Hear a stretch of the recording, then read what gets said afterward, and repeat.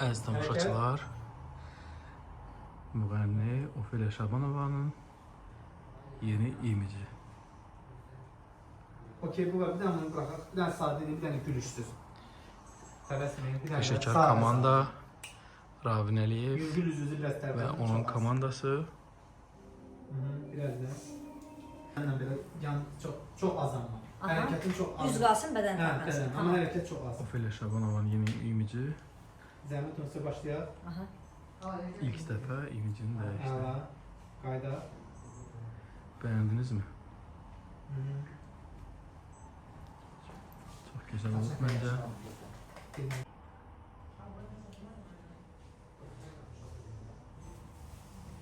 Okey.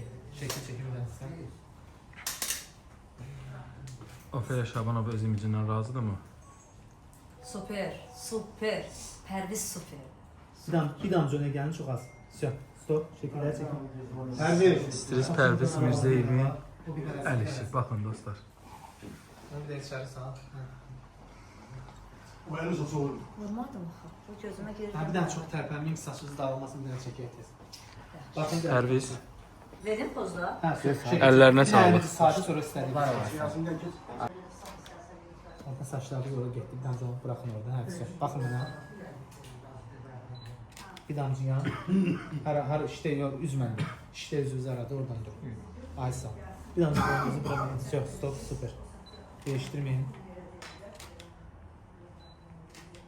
Gülüşsüz, bir dənə eyni şey gülüşsüz.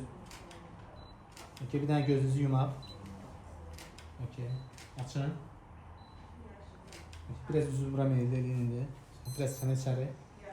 Əli işlədə bilərik. Stop. Bir damcı qaldırın zəhmət olmasa. Çox qaldı biraz. Okey. Düz bir dənə də. Sizə? Hə, əl orada qala bilər burada qəşəng. Bax, üzməyə bir dənə düz.